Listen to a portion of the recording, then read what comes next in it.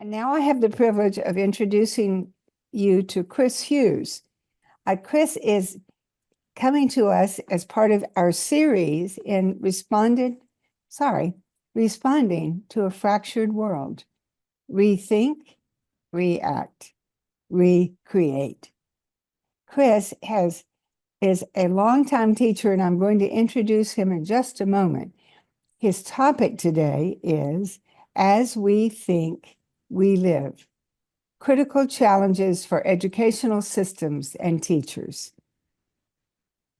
These happen to be days when the educational systems are under great pressure and limitations. And these are also days that teachers are hungry to rethink how they can best teach within the current situation. Now, Chris is Canadian, so he speaks from a Canadian perspective. He's very much aware of what's going on in the United States, and he's especially aware of what teachers experience. So let me say a little bit about Chris. Chris is the current dean of the Certificate in Process Thought and Practice at the Cobb Institute Center for Process Studies. He is a fabulous dean. He's highly organized, and he is one who keeps all the wheels rolling with a kind, gentle way. So we are very lucky to have him as part of this large community. And at the same time, he has a vast experience. You can read his CV there, or a brief version of it, but he particularly is well-schooled in psychology and in philosophy. His background began in England. He's British born, and he's lived in Canada since 1975. He lives in Calgary. And what's important to know about him is that he is a hungry learner. He himself completed the certificate program because he continues to learn, and he found in process thought and practice some key elements that informed him about education and especially about teaching. So that's what he'll be sharing with us today. Let me also say that after he's continued to do these studies off and on, all through his life, at the same time, he taught school, 30 plus years of high school teaching in maths and physics. He worked with young people who were at risk and who had custodial sentences. So he's accustomed to teaching in special situations, and that's where his passion lies. He has also trained as a mindfulness instructor with the British Mindfulness in Schools project, and he brings that sensitivity and skill to his work. Finally, I'll say that he received the Prime Minister Award for Teaching Excellence and the APEGGA Teaching Award, which comes from the Association of Professional Engineers, Geologists, and Geophysicists of Alberta. I wanted to share some of those specific details and read them from the bio because we have here a Renaissance man, and we are delighted that he's here. Thank you, Chris. Thank you so much, Mary Elizabeth. And thank all of you so much for inviting me into your spaces this morning. I see a lot of friendly faces. In fact, I'm just going to go and see if I can get a gallery view here so I see a lot of friendly faces that I've known from other places, and it's a real privilege for me to be here and be able to talk to you all this morning. And Mary Elizabeth, thank you so much too for that very generous introduction to some of the things I want to talk about this morning. Mary Elizabeth mentioned that I am a teacher. She mentioned that I taught kids with custodial sentences. But before you see me sort of parading up and down hallways with a uniform and a big stick, I want to add that I taught those kids out in the forests, in the mountains, the rivers, the coastal waters of Canada, when Alberta was dishing out too many custodial sentences. And they said, what are we going to do with these children? And so the company I was with, we took them out into these wonderful wilderness areas and showed them a different way of living, a different way of being with the world, a different way of being with themselves. So that for me was a very foundational experience and a privilege to work with those young people too. And I also taught math, as you mentioned, and physics. And at the end of my career, I got trained in mindfulness teaching. Um, and I'll mention a little bit about that later on, but it was teaching high school students and teaching teachers, high school, junior high, elementary teachers, mindfulness. So that was another take for me on how we can experience the world in another kind of teaching opportunity. So anyway, Mary Elizabeth, thank you again so much for the introduction, and thank you all again so much for inviting me into your spaces this morning. I was a teacher, and I believe in teachers deeply and the influence they can exert on the way people think and the way they consequently act. I kind of believe that to change the world and to move towards an ecological civilization, we need teachers to share and communicate Whitehead's vision, the process vision of an intra-related and becoming world. And I'm not apologetic about that. I think teachers are a cornerstone, a foundation stone in society, and I think we need to turn to them to get this process moving. If we're going to put philosophy to work, I think philosophy has to come off the bookshelf.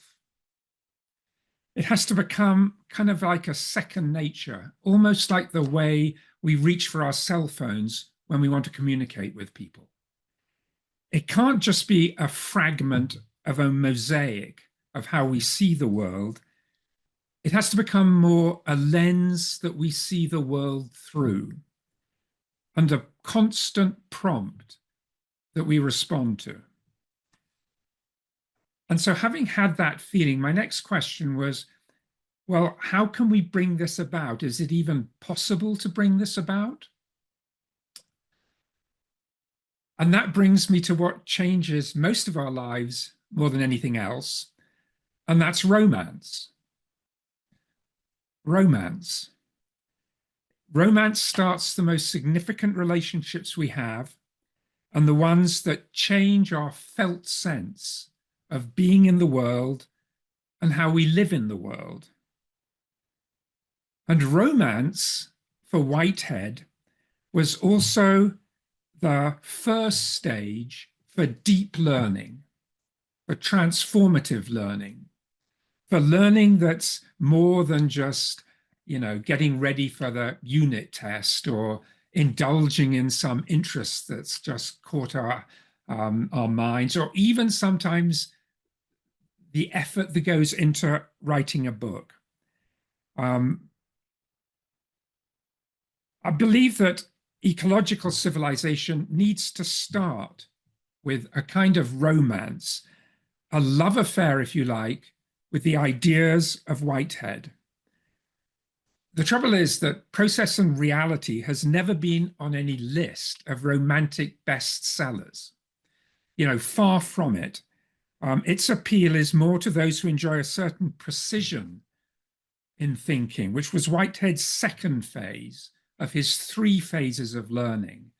First there has to be a romance, and then you bring in precision, and then you can bring in generalizations, the practical application of what's already happened, what's already occurred. But I don't think you should skip that first stage. I think that romance, that deep contact, that bodily sense of I found something is critically important.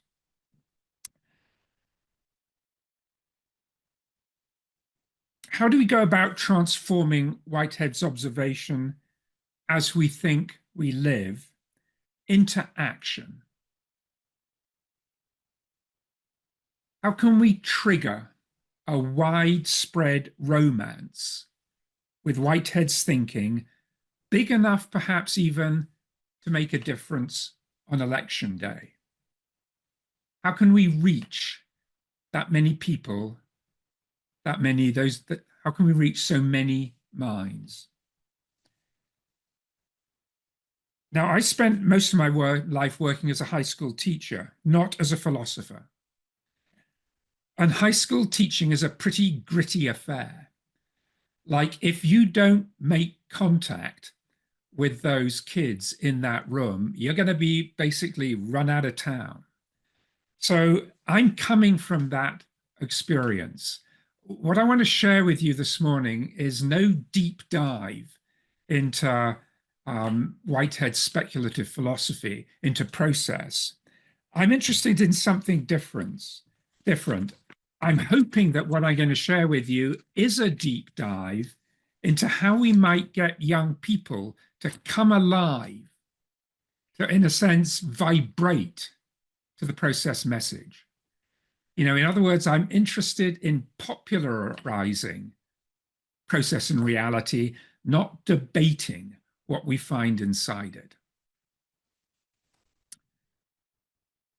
And there's an inescapably personal storyline to what I want to share with all of you this morning. Good classrooms, after all, are personal spaces where individual stories and collective stories emerge. And it seems to me that when you talk to people about how they first encountered Whitehead, it is very often a personal story that you hear. People say things like, I found something going on in Whitehead that made sense at a level I hadn't experienced before, as if a hidden landscape, which I had always walked in, suddenly came into focus. It's a visceral response to philosophy. I think transformative philosophy must be deeply personal if it's going to make a difference. So that personal side, I think, has to be foremost in the minds of teachers, especially when they're going to children. It's got to be a personal entry point, not, if you like, a cerebral or scholastic entry point, not if it's going to make a difference. I was a physics teacher, so in the back of my mind here is that experience you can have with a tuning fork and a wine glass. If you hit a tuning fork, you can make a wine glass a distance away vibrate if that wine glass has that resonant frequency in it. So the idea that I kind of have in the back of my mind here is that Whitehead is kind of like that tuning fork.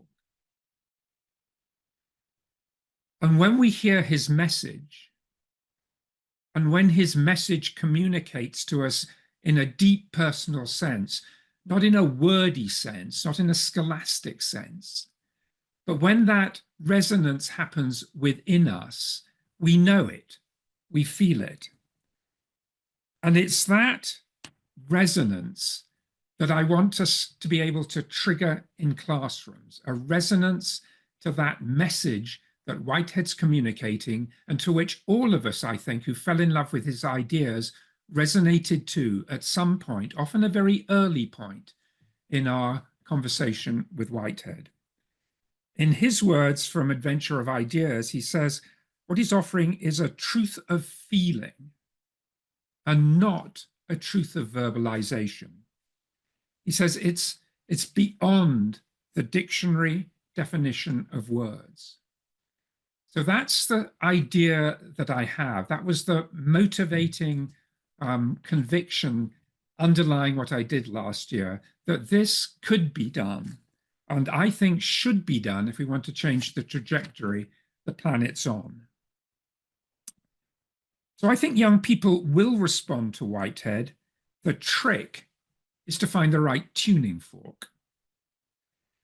The task, then, is to allow people to resonate with his intuition and not grapple with the details of the spoken or written form that his intuition took. And, as we know, I think a lot of us reading Whitehead feel that deep intuition always trying to express itself, although as a mathematician, the form of expression in some respects, almost alienated us, or many people, from the intuition itself.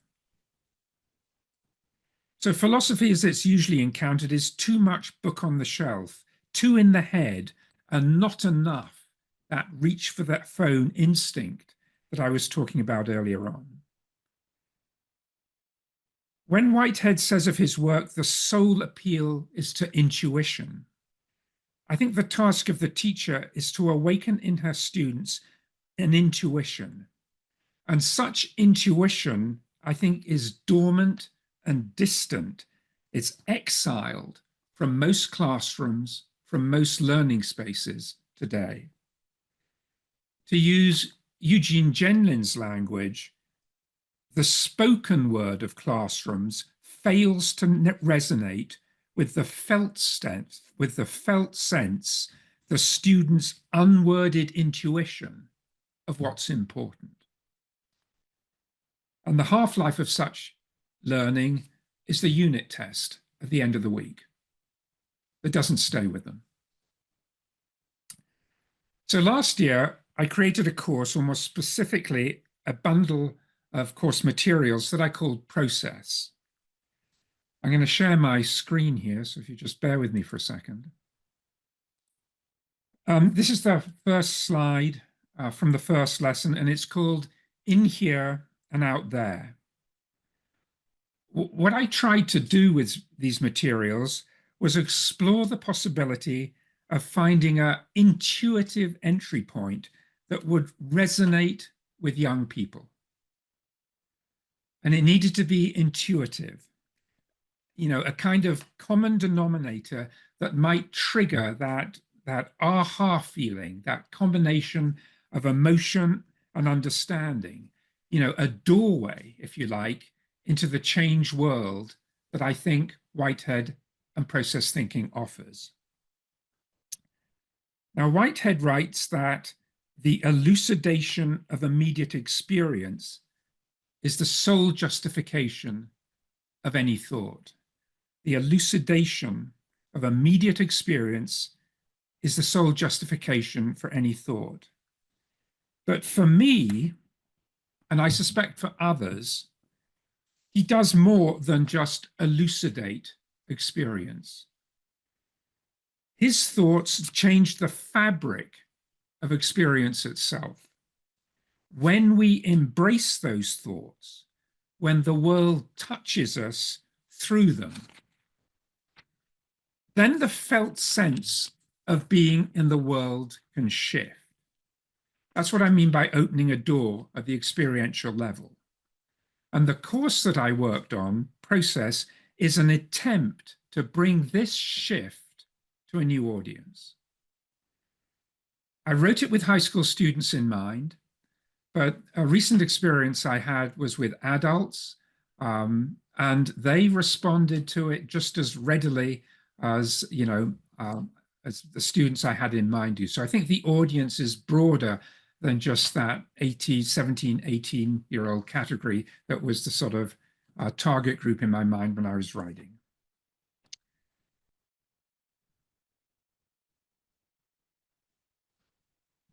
You're probably thinking, what is that little snake doing on the screen? So let me explain. I taught calculus for many years. And when I taught calculus, I started with a curve drawn on the blackboard, just like the one you're looking at here. And what I did was I rolled a meter stick along the curve. That's all I did. And I had them look at it. And we talked about it. And we talked about how the position the meter stick is in articulates what's happening in the curve. You know, I can roll it a little bit further, and you can see at the top the meter stick's level. It's flat. There's no slope. And I realized when I taught this subject, calculus, for many years, that it was worth spending a lot of time here. It wasn't worth rushing through this, because it was this little demonstration that opened up the doorways to intuition in the kids. This was a sort of, do you get it moment with a new class having their first ever course in calculus.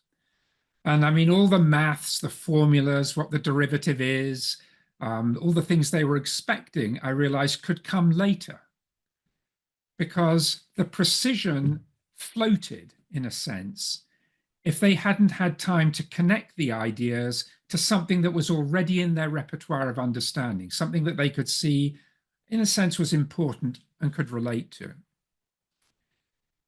So the question I had in the back of my mind when I started this work on Whitehead and process thinking is, what's the matching idea? What is it in process thinking? What is it in process and reality that I need to spend time with the students, so that everything that comes after that is, in a sense, an articulation of that intuition? I mean, Whitehead himself says, what are the real things of which the world is made up, of which there is no going behind? Now, I'm sure if I put that to all of you, you'll all put your hands up and say, I know the answer. I read Process and Reality. I can remember exactly what that is. But rather than put you on the spot, I'll tell you what I think his answer is, and certainly what the answer is for me, and that's actual occasions. Actual occasions. These drops of experience. For me, this is the grounding intuition of the process vision. And this is what I want the course I made, to deliver. And I want the course to do it experientially, not just the play of concepts in the minds of clever students in a classroom. So where to start? How do I go about doing this? And I warned you a few minutes ago that the story of the discovery of process thinking is often personal, and I think it should be personal. So I'm not going to apologize for this next slide. This, in a sense, is where the story began for me. And yeah, we all look different in 1975. And this is me in 1975 in the experimental psychology laboratory at the University of McMaster in Calgary. And we were working on rats. Behind the door, behind my head, that's what we call the big room. And it's a room that we could control every aspect of. We could spin the walls, we could spin the ceiling, we could spin the floor, we could put different objects in it, we could set up sense gradients, we could do basically anything we wanted in there. And we were looking at how rats find their way around the world.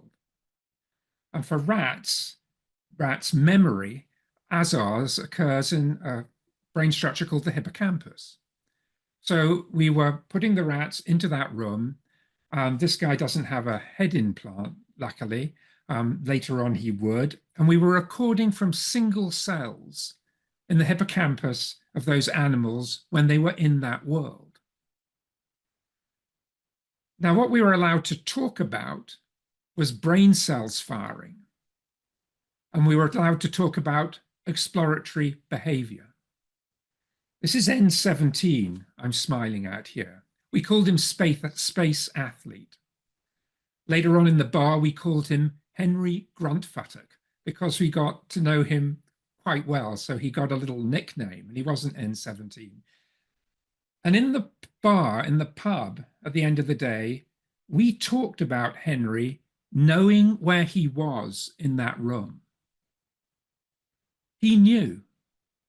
He looked around, he explored, and you could tell that he had an understanding of where he was. But we weren't allowed to talk about that. We were only allowed to talk about cells firing, individual cells firing, and how individual cells firing corresponded to a particular place.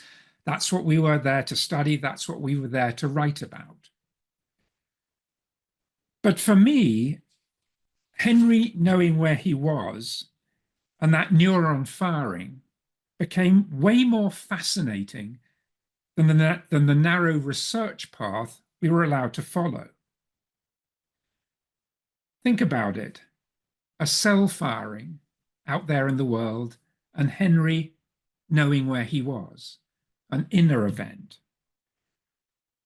And I was fascinated by this, but we weren't allowed to pursue it. I tried to pursue it at the philosophy department at the University of Calgary, but in the 1970s, there was no oxygen for something like that. You know, my day was in the logic lab, and I couldn't develop this any further. But an appeal to intuition for me had been sparked there. You know, in almost a sense of dissonance had been awakened. And I knew I would have to get back to that. But at the time, I couldn't.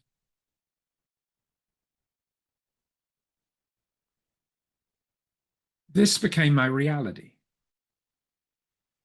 To earn a living for the next 30 years, I taught fragmentation. I taught it. I was a spokesperson for bifurcation, the very thing that had alarmed me in the lab at McMaster. On the door to my classroom, it said, Mr. Hughes, Math and Physics. But on the door across the hallway, it said, Mary Jones, Arts and Drama. Even though I taught math and physics, I colluded in fragmentation. The students learned fragmentation through the soles of their shoes as they walked from one isolated island of knowledge to another. They walked fragmentation. My fragment, my abstraction, if you like, was a nice one, though. Parents took math and physics seriously. These subjects steered kids into the economy of the world in promising directions, and parents and students realized that going into the wrong stream in grade 10 math could have lifelong consequences. And that was nice for me. They took my subject seriously. And I pushed engineering in my classes.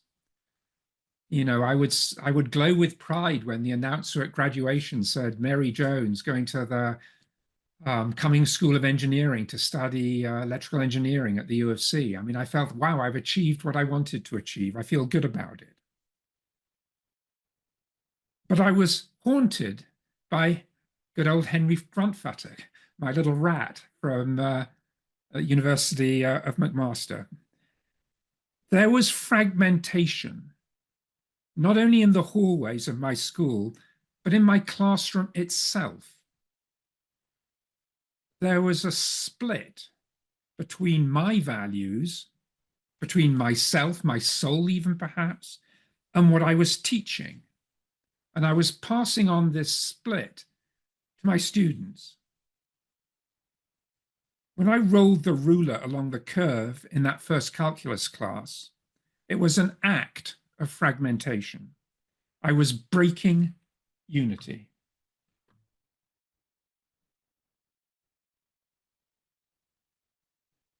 It was as if I was saying, we're going to close our eyes to who we are and what we value. And we're going to take this idea of the derivative and we're going to see what we can do with it. And of course, what we have done with it is called technology.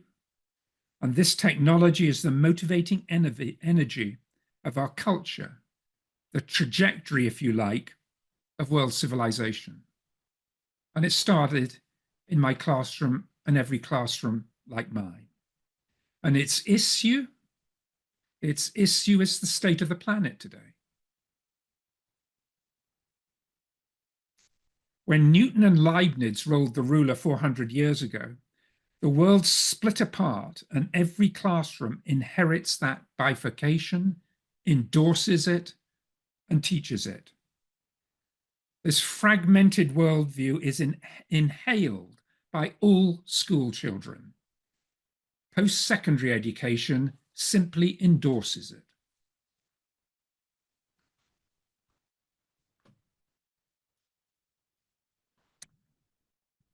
Now, for me, this became quite a personal story. This is northern British Columbia. To the west is the Alaskan Panhandle, and to the north is the Yukon. And on the right there, that's my daughter, Maddie. She loves the outdoors and spends most of the time she can in the mountains, climbing, biking, hiking, skiing. It's where she feels most at ease, most connected, at peace, in harmony. And I suspect a lot of you know that feeling in places like that. But the young woman next to her is not a hiking friend. She's a co-worker.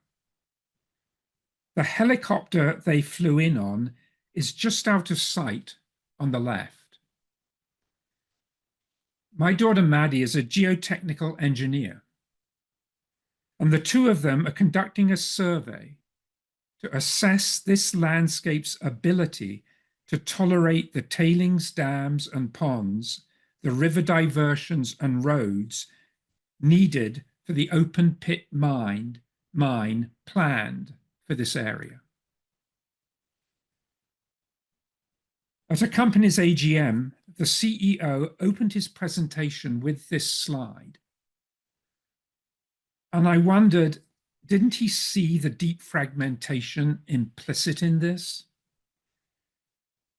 For the young engineers involved, fragmentation sits as an uneasiness, a felt sense hovering disturbingly in the background that something isn't quite right here.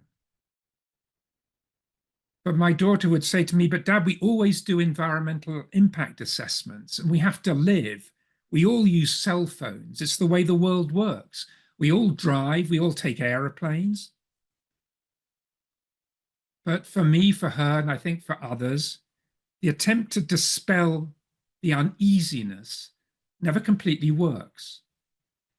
The felt sense of being part of the natural world and at the same time contributing to its destruction is a deep crack that can't easily be papered over. I think most of us have learned to hide from this discomfort.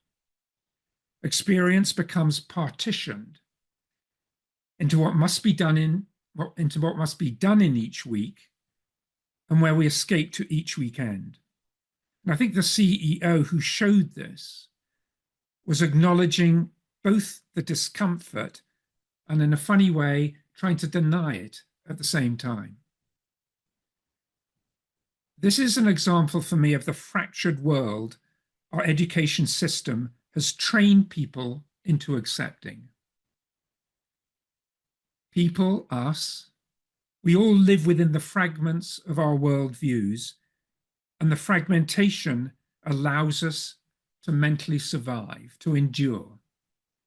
It dulls our sensitivity, and I think it numbs our guilt. So to sum up what I've said so far, I think I'm trying to present an argument for process. I think secondary education inherits and propagates a fragmented worldview. And this is experienced as dissonance or unease, a rupture in the alignment of the felt sense and how we're forced to live in the world. A feeling of estrangement between what actually is for us and what should be. For me, Whitehead's process thinking is healing in its resolute rejection of this bifurcated worldview. And this occurs for me in actual occasions by the unification of subjective value and objective matters of fact. And I think this is why so many of us felt relieved when we first encountered Whitehead's philosophy, when the romance first began for many of us.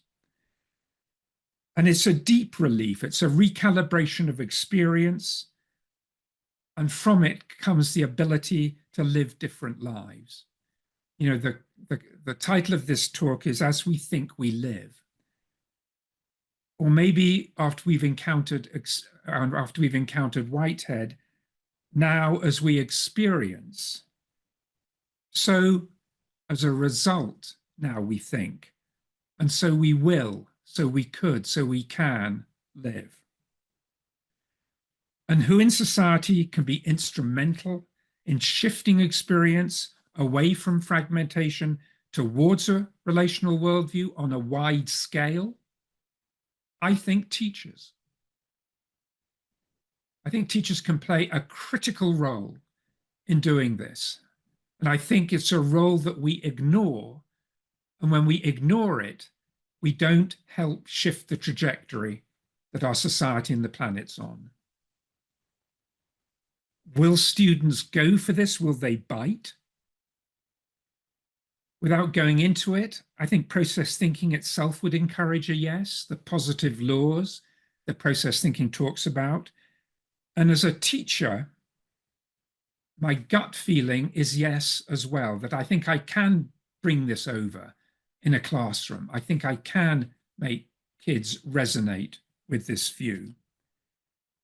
But to reach them, to reach the kids, we've got to first reach the teachers.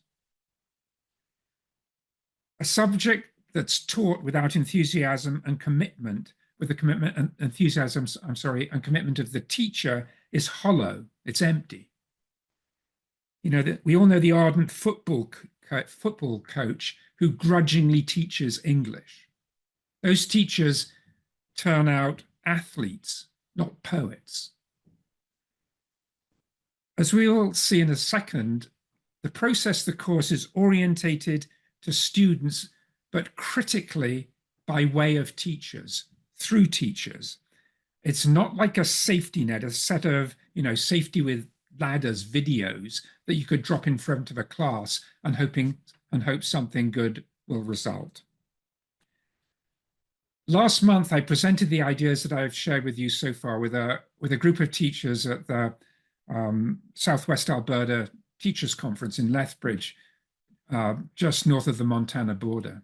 And that was the first time that I've shared these ideas with a fairly large group of teachers.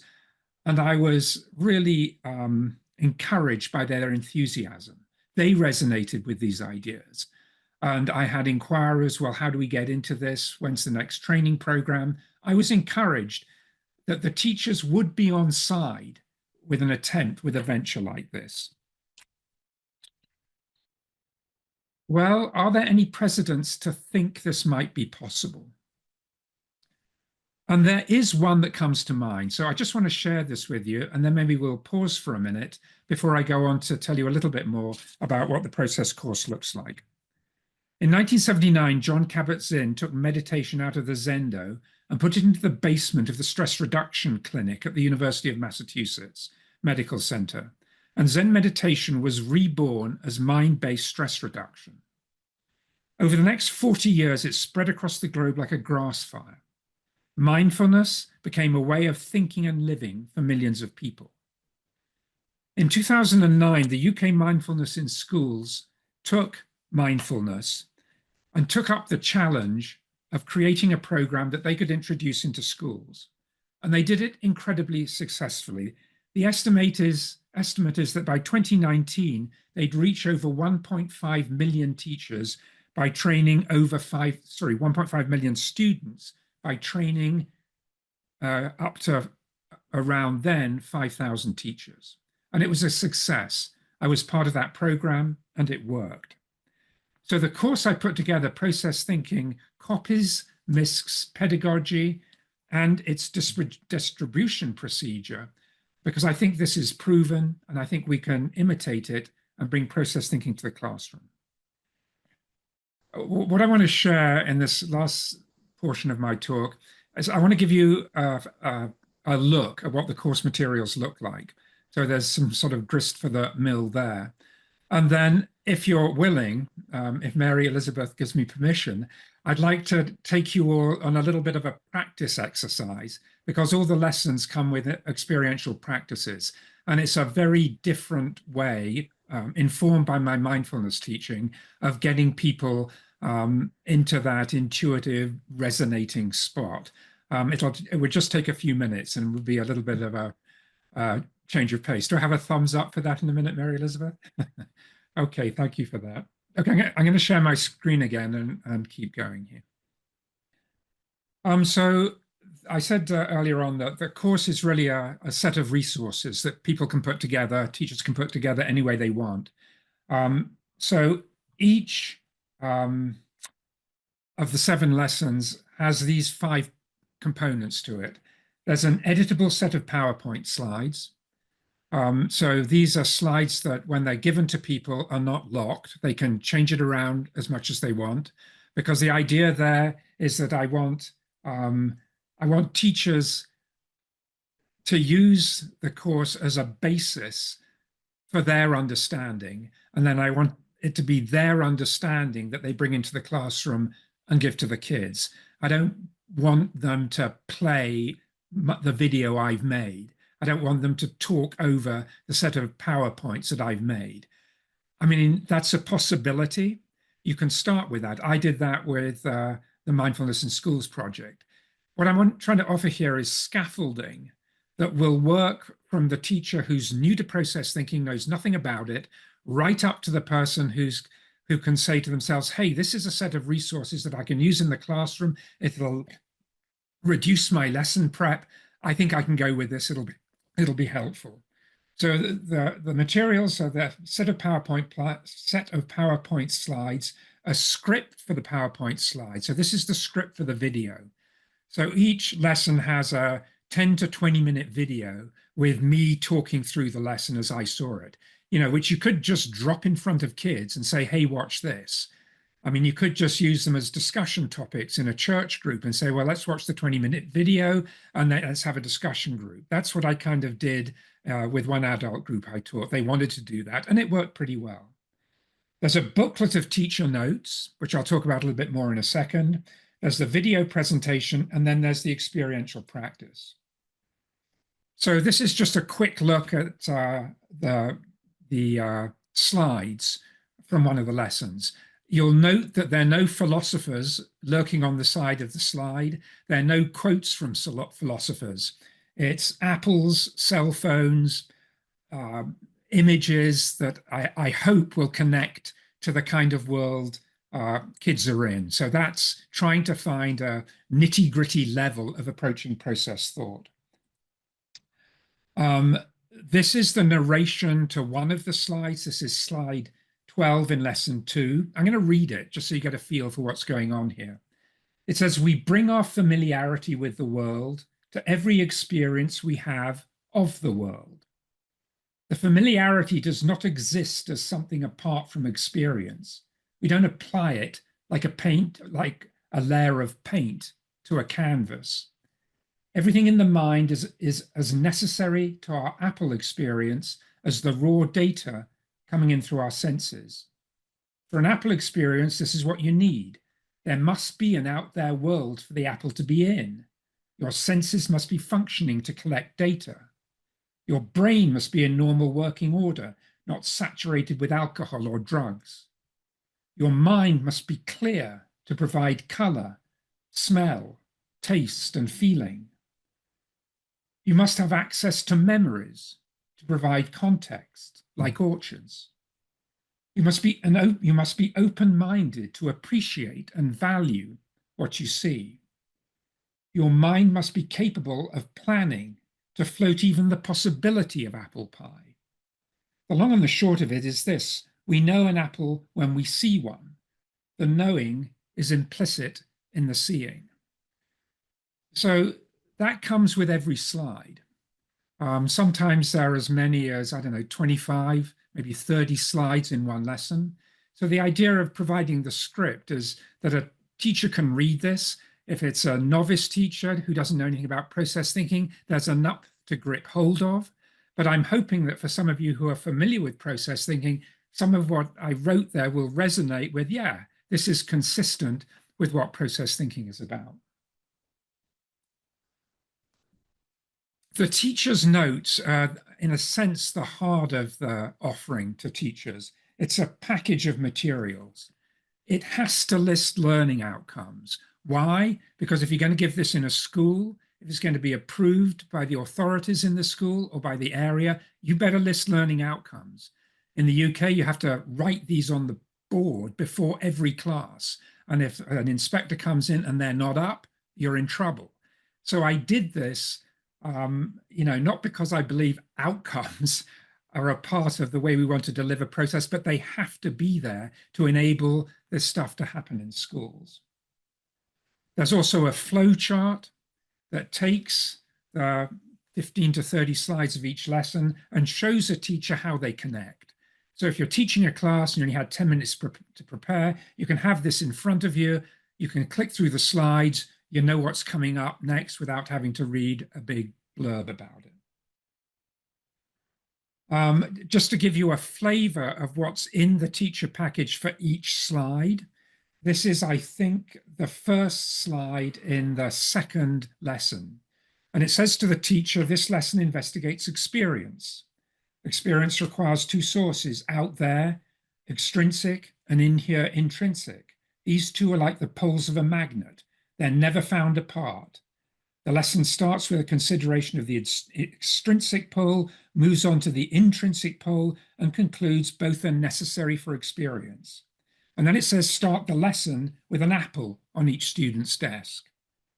If this is impossible, have a bowl of apples. And then in red at the bottom is the first discussion topic with this slide. Take a picture of the apple. So imagine all the kids taking photographs of the apples on their desks and ask the question, did the phone experience the apple? So that's kind of what I'm thinking of, a street level approach into process thinking that'll work. You don't have to be in the academic stream. This I think will work and is easy for teachers to do, and they can chuck apples around, which might cause management problems, but I don't really care at this point. So that's just an example of that. Then there's the video, and the video plays as a video. You can just pop it on screen. It's an MP4 video, and you can play it. And then there's this practice component. This is a little bit different, and I'm really coming from guided practices that we use in mindfulness teaching. And each lesson has one or two guided practices that come with it. And the attempt here is to, in some ways, deliberately disengage the critical mind and engage that other part of us, that felt sense side that we can be alert to in mindfulness. Now, if you're good with this and time's permitting, I'll share one of these little practices. So that was what I got the thumbs up for. Do I still have a thumbs up? We're still good with this? Okay. If you happen to have an apple within 1 minute reach, go grab one, because that would help with this little exercise. If you don't, it doesn't matter.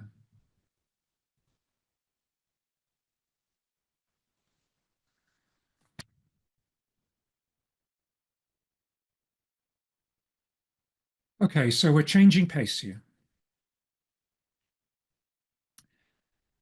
I'd ask you to sit back comfortably in your chair and just relax your body. Shut your eyes for a moment if you wish.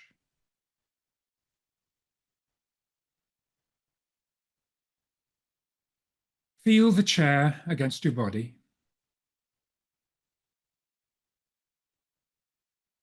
Feel your hands resting on the armrests or on your thighs, wherever they are.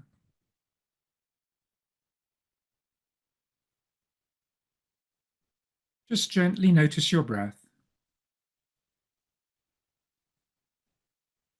The in-breath and the out-breath.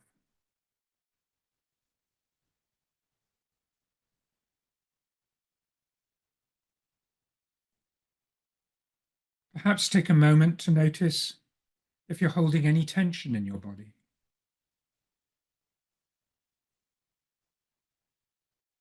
Maybe in your neck,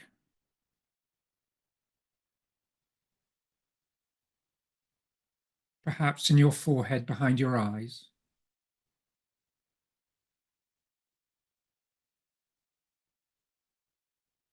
Perhaps in your shoulders.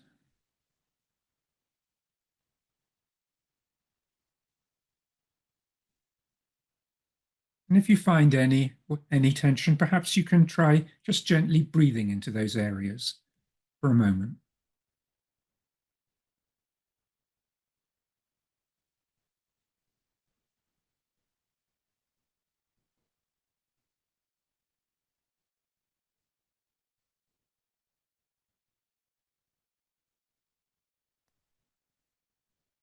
When you're ready, look at the apple in front of you, or the apple on screen.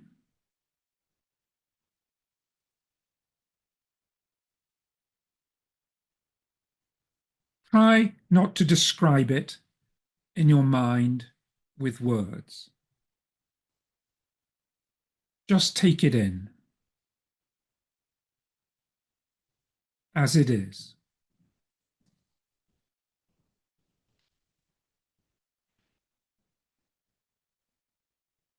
If you notice a description beginning, just notice it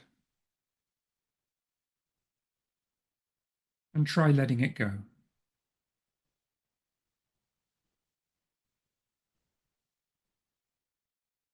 Just seeing the apple as it is.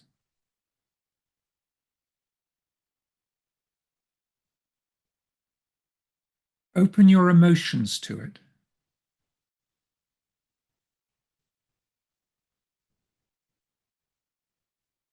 Open your heart to it.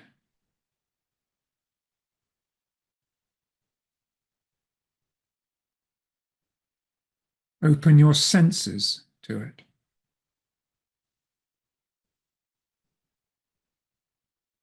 You're really just allowing yourself to open to the experience of just this apple in front of you.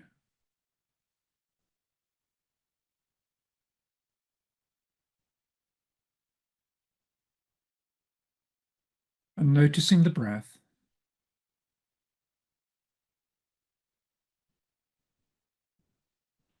Now allow yourself this thought.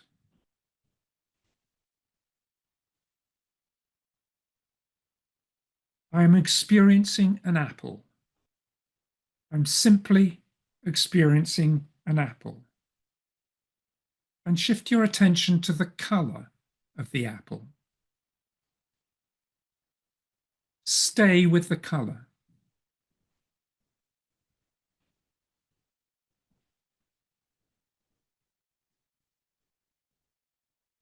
Notice if you feel this in your body,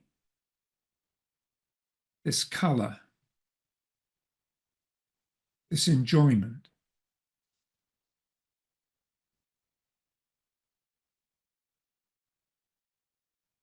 And just try gently saying this to yourself. The intense red of this apple comes from my mind. The red is in here.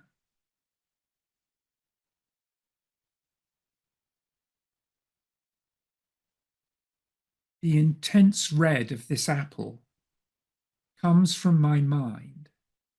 The red is in here.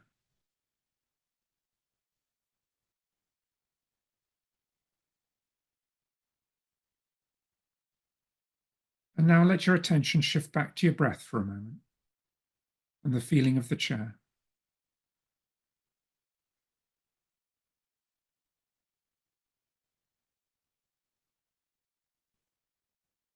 And now let's try a different thought.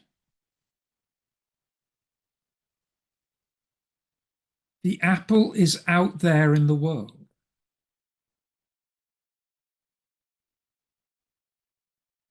The apple is out there in the world.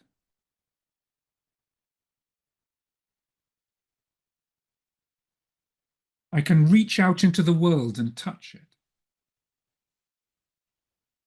Touch your apple. The apple is out there in the world.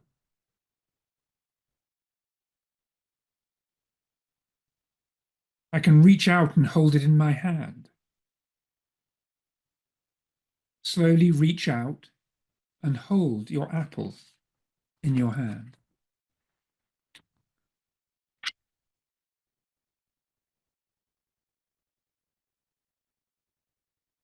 The apple is out there in the world. I can bring it to my nose and smell it. Reach out into the world. Hold your apple. Bring it to your nose. Smell it.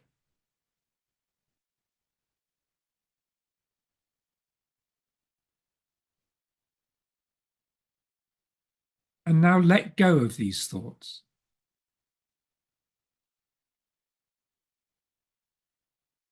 Go back to your body. Feel the apple. Simply an apple.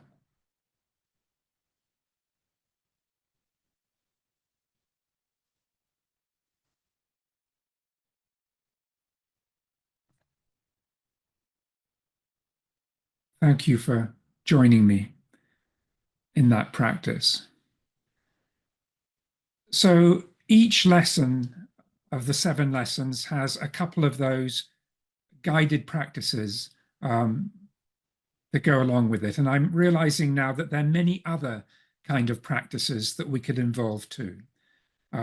Writing poetry, art, are all different ways of introducing a practice component into this sequence of lessons. And I mean, I can suggest that in the teacher packages. And then I think teachers who understand where it is we're trying to go with the intuition, the romance, will find their own ways to articulate practice that works for them and works for their students. So now let me just go on to one last just one last thing I want to talk about before I stop. Give you a sense, and I'll be brief about this, about how the lessons flow together. So this is just a kind of superficial look at what happens here. The first one is process in here and out there. It takes brain surgery as a starting point. And I was going to have Richard play a very short clip, but I don't think there's time for this, of Wilder Penfield talking about stimulating the temporal lobe of a young girl who had epilepsy. And in the surgery that we watch, they have video of it, he probes the temporal lobe and the girl says, "Where's that orchestra? I hear music." And the nurse says, "There is no orchestra." And she says, "Yes, I hear it." And Penfield goes back a little bit later and he probes the same area and she says, "I hear that music again." And he says, "Can you hum the tune?" And she says, "Yes." And she hums it. And in a sense, this is my Henry Gruntfuttock moment, you know, for the class. This is an extraordinary juxtaposition of the mental in here hearing of music and what is going on out there. Just a neuron firing. So this happens right at the beginning of the first lesson as a kind of place. It's a little bit like the curve with the ruler rolling along it. It's a place to try and get the kids in the room or the adults in the room to say, wow, you know, I mean, in my head, in my mind, you know, I can hold the music. It's in there. Yes, it is, but it's also out there. And so that introduces the idea of bifurcations, of fragmentation that I think process heals. So that's the second lesson. The third lesson is on, the second lesson is actual occasions. So I apologize, I've lost my audio. The second lesson is experience, and that's around the apple exercise we just did. The third lesson is on actual occasions. And again, we play with what's out there and fixed and what's in here and interpretive, and use figures like this to help articulate that play between what is fixed and what is interpreted in a way that students can get their heads around, as a way we can kind of get into actual occasions. And I'm sure you can see something funny going on here when you look at this image. Lesson 4 is all the way down. So it's taking consciousness at the top as a rare manifestation of experience and taking that all the way down through animals and plants to rocks and electrons. And, you know, the teachers are so encouraged to bring things into the class, bring fruit, bring flowers, bring a little tree in, bring a dog in. bring a rock in, and we can touch these things and talk about these things and discuss, well, what would experience mean in this context or this context? Does it have traction here? So that's the idea of the fourth lesson.